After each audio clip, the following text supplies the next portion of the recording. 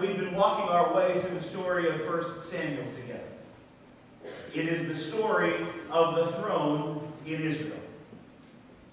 Over the course of the summer, we've seen that although God's plan was always to be Israel's king, and although he has always been faithful in governing and guiding his people have rejected his leadership.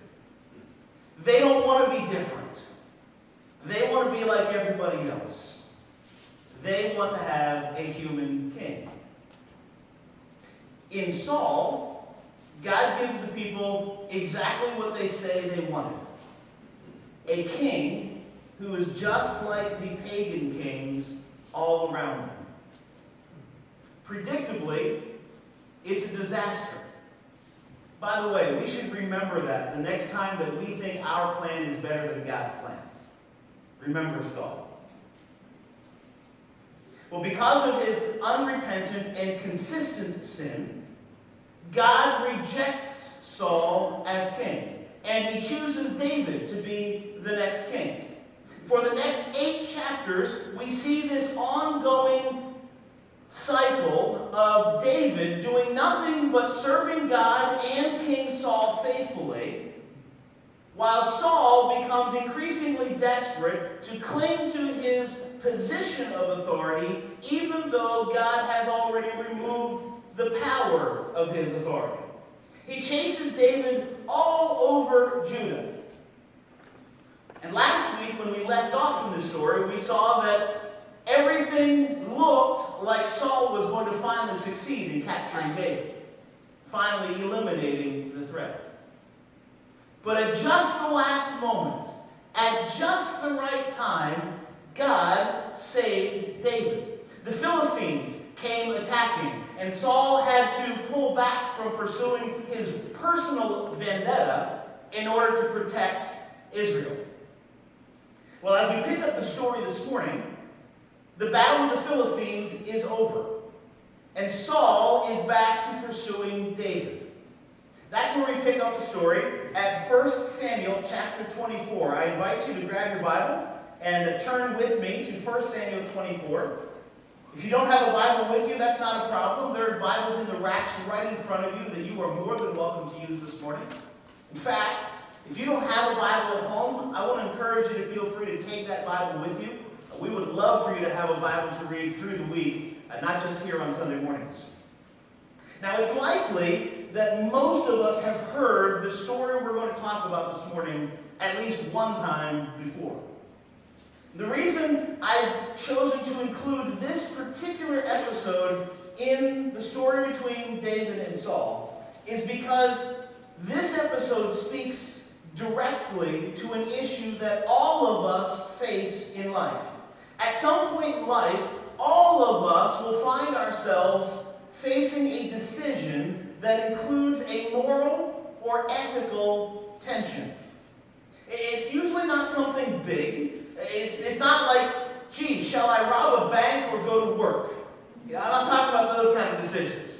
I'm talking about the kind of decision that just makes you uneasy about this for some reason. Call it a red flag, call it intuition, call it a tinge of conscience, call it whatever you want. You just know that as you're facing this decision, there's some sense of uneasiness. Something's rotten in Denmark. You know that there's this tension there. Now, when making decisions, most of us do the same thing. We will lean toward the option that provides for us what we perceive to be the most pleasure, or the most profit, or the most promotion. We want what we want. We want it when we want it, and if you don't give us what we want when we want it, we'll find somebody who will. That's just us, isn't it? Now, when we face one of these situations where we've got a decision to make that includes an ethical tension, here's what happens. Our heads and our hearts conspire against us, coming up with all kinds of reasons why we should push through the tension and do what we want. Problem is,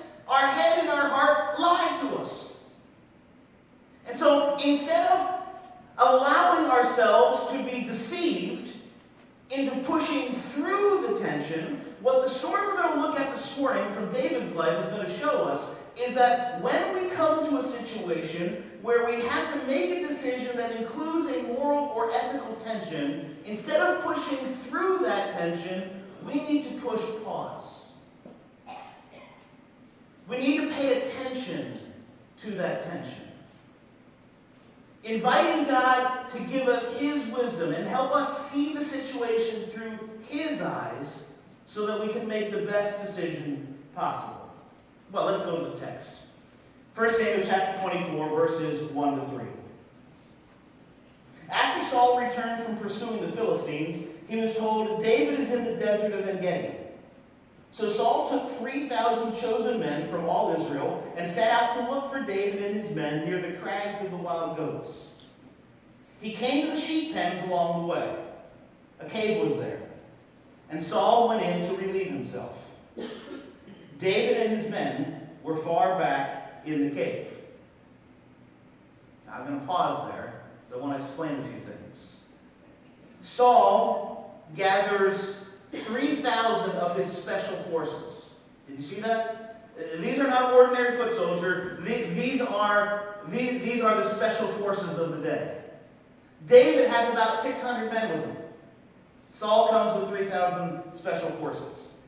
He takes them to hunt for David, who's hiding in the region of En-Gedi, which is on the western coast of the Dead Sea.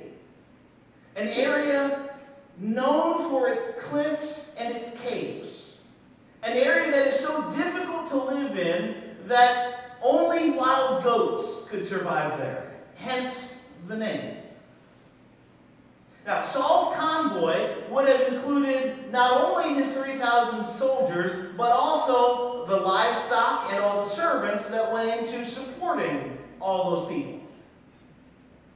And the king has to go potty. Did you see it? I didn't make it up. I'm just reading it. Now, if you are one of those foot soldiers and you have to go potty, you just go off the side of the trail and take care of things. But when you're the king and you need to go potty, everything stops. And that's where this story takes this really ironic twist. If this is the first time you're ever hearing this story, this is going to seem like a situation in which what has gone around is now coming around. We as Christians might even call this situation a God thing. I mean, put yourself in David's shoes. You have been anointed king. All you have done is serve God and Saul faithfully. And yet, he keeps trying to kill you. People have tried on multiple occasions to bring reconciliation. And yet, Saul keeps trying to kill you. Now, the very person who has been chasing you all over Judah has walked into the very same cave that you're hiding in.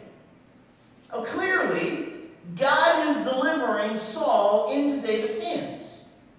I mean, I don't want to get too graphic here, but Saul is in about as vulnerable a position as anyone can possibly be. So here are your options, if you're David. You can do nothing, well, I suppose, except try to hold your nose and try not to gag. You could surrender, which would be incredibly awkward, but you could do it.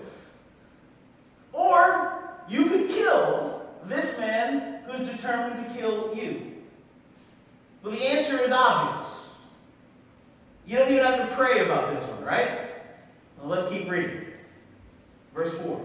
The beginning of verse 4. The men said, "This is the day the Lord spoke of when he said to you, I will give your enemy into your hands for you to deal with as you wish." Well, the answer is clear to David's men, isn't it? Although we don't have a biblical record of this happening, apparently David has told his men that God has anointed him to be king.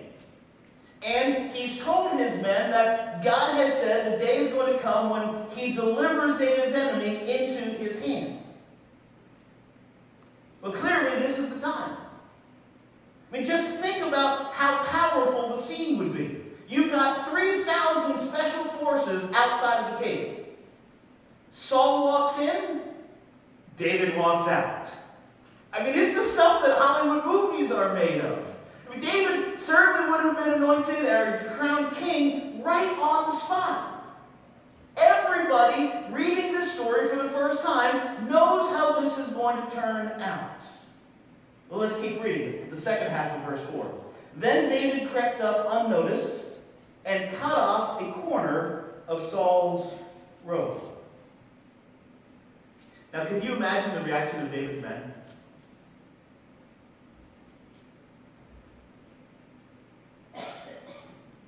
I can just hear him.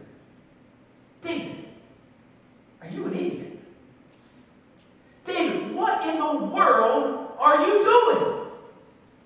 This is the guy who has been chasing us all over Judah. It's his fault that we're living like wild goats. And you let him go? Are you crazy?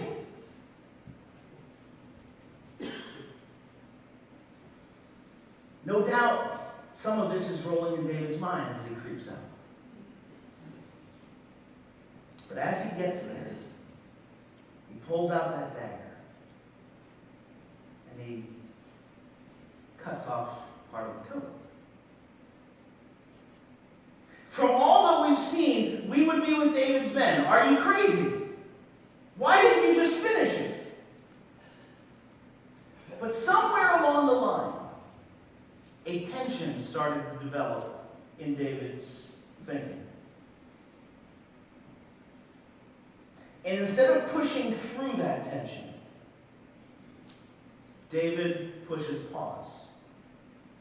He pays attention to this tension. Somewhere between his buddies and Saul, it dawns on David that murder is still one of the top 10 things you're not supposed to do. It dawns on David that Saul is still the Lord's anointed. Yes, he is sinful. Yes, God has removed his power. Yes, God has said David is going to be the next king. Yes, God has said, I'm going to give your enemies into your hand. But Saul is still the Lord's anointed. And killing the Lord's anointed is a capital offense, according to the law. David realizes he's about to do a wrong thing in order to try to attempt to accomplish a good thing.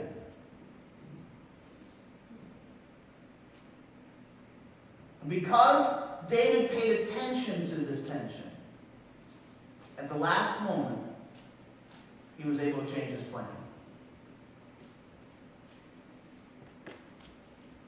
We've all been there, haven't we? We've been in that moment where we find ourselves making a difficult decision that includes some kind of tension. The reason that we opt for the pleasure or the profit or the promotion is because we think we know how it's going to turn out. We think we can control the situation. But the truth of the matter is, we can presume what's going to take place. We can imagine what's going to take place. We can paint the picture, but we can't control it. So as soon as we sense this tension in us, instead of allowing our head and our heart to push through that tension, what we need to do is to push pause. To pay attention to that tension, because that tension is there for a reason. Let's keep reading, verses 5 and 7. Afterward, David's conscience stricken for having cut off the corner of his robe. He said to his men, "The Lord forbid that I should do such a thing to my master, the Lord's anointed, or lift my hand against him, for he is the anointed of the Lord." With these words, David rebuked his men and did not allow them to attack Saul. And Saul left the cave and went away. Oh my. Again, can you hear the men? David, are you kidding me? First of all, you should have killed the guy when you had a chance. But now you feel bad because you cut off some of his robe? Are you nuts? Now maybe I'm reading too much in, because that's pretty much how I would have reacted. I'm pretty sure most of us would have reacted in that same way. But because David paid attention to this tension, David is able to do something that most of us are not able to do. See, most of us don't figure out why we shouldn't have done something until after we've done it. But because David paid attention to the tension, he was able to make a different decision. So not only would David not kill Saul, he would not allow any of his men to lay a hand on Saul either. Do you know what guarantee there would have been that David would become king if he had killed Saul? And do you know? The answer to that question is no, we don't. We can imagine, because we've seen the movies. We can presume, we can guess, but there's no guarantees. And do you know what guarantee you have if you push through the tension instead of paying attention to the tension? None. We think we know how things are going to work out. We can guess, we can hypothesize, we can presume, but there's no guarantees. So let's keep reading, verse 8. Then David went out of the cave and called out to Saul, "My lord the king!" When Saul looked behind him, David bowed down and prostrated himself with his face to the ground. He said to Saul, "Why do you listen when your men say, 'David is bent on harming you'? This day you have seen with your own eyes how the Lord delivered you into my hands in the cave. Some urged me to kill you, but I spared you. I said, 'I will not lift my hand against my master, because he is the Lord's anointed.' See, my father, look at this piece of your robe in my hand. I cut off the corner of your robe, but did not kill you. Now understand and recognize that I am not guilty of wrongdoing or rebellion. I have not wronged you, but you're hunting me down to take my life." And we don't know how far Saul was away from the cave when David came out. But can you picture the scene? David walks out of the very same cave that Saul just walked out of. All 3,000 of those special forces know what they would have done if they were in David's shoes. It had to be an incredibly humiliating experience for Saul. And then just imagine David's ability to say what he says. Because David says something that all of us want to be able to say. Something we're only going to be able to say if we pay attention to this tension that we're experiencing. Look at verse 12. "May the Lord judge between you and me, and may the Lord avenge the wrongs you've done to me. But my hand will not touch you." David says, "I'm going to do the right thing. So I had the opportunity to take matters into my own hand. Everybody wanted me to do it. I wanted to do it. But I decided I'm not going to allow the way you treat me to determine the way I respond to you. Instead, I'm going to leave what happens between the two of us up to God.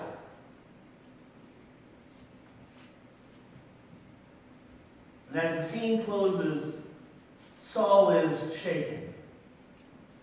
Weeping in front of his men, he's trying to wrap his brain around what just happened.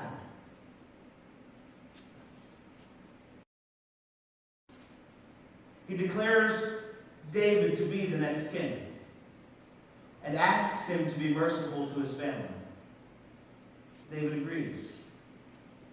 Saul heads for home, and the present crisis is over. But how about us? Over the course of our lives, we will face many of these same kinds of decisions. No, we're probably not going to have to decide whether or not to kill a king while he goes to the bathroom.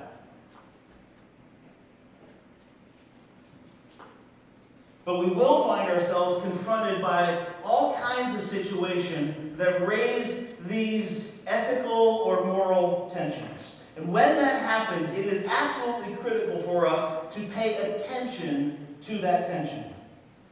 Instead of allowing our brains and our hearts to conspire together to deceive us into pushing through the tension, we need to push pause and to ask God to help us see the situation from His perspective, to give us His wisdom, to allow this tension to get as big and as bad and as ugly as it possibly can get before we make our decision. Let me make this very practical, especially to our students in the room. Student school starts tomorrow. A fact that makes your parents happier than you. Chances are outstanding that sometime in the next couple of days, no more than the next couple of weeks, you'll be faced with one of these kind of decisions. A decision with some kind of moral or ethical tension. Let me give you an example. You're invited to a party. You want to go. Because everybody who's anybody is going to be there. In fact, that guy or that gal who you wish was your steady date, they're going to be there. But as you think about the party, there's a tension that starts to develop. You suspect there's not going to be a lot of adult supervision. You know some of the students that are going to be coming to that party, and so you know that the chance that there's alcohol and drugs at that party is pretty good.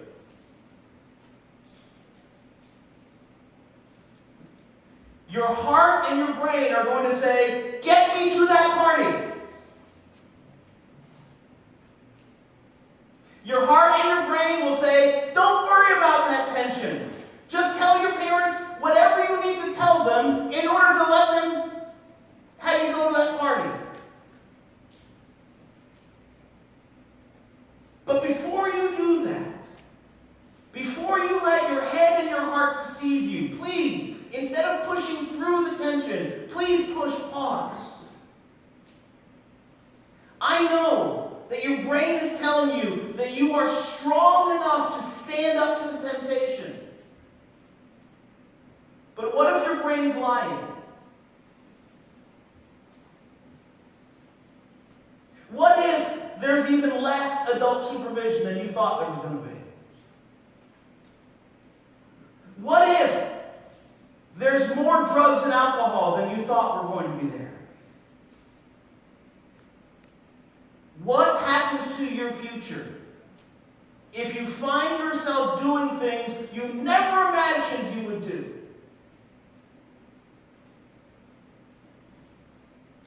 What if the police show up? And even though you haven't been doing the wrong things, you're lumped in with all those who have been. I know, it's not going to turn out that way. I know your brain and your heart are telling you, don't worry about Pastor Jim. He's just an old fuddy-duddy. Man, I'm glad I pressed the self-edit button there just in time.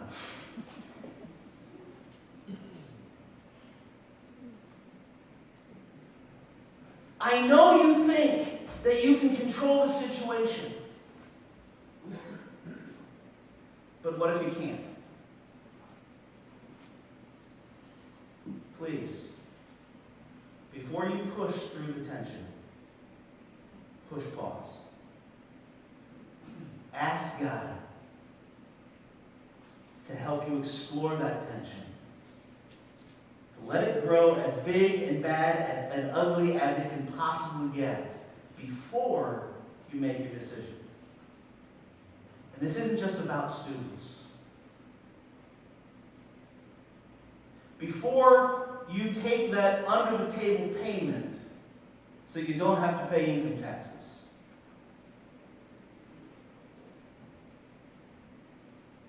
Before you sign the contract with the kickback. Before you submit the padded expense voucher.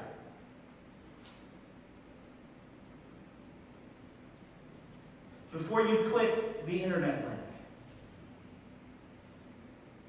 Before you name the situation. Before you allow your brain and your heart to deceive you into pushing through that tension, please push pause. Take some time to pay attention to that tension. Asking God to help you explore that tension. David found himself in the kind of decision-making environment that most of us will never face. He paid attention to a tension most of us would never see. And because he paid attention to the tension, he was able to make the best decision in an impossible situation. And at the end of the day, isn't that what all of us would really like to be able to do?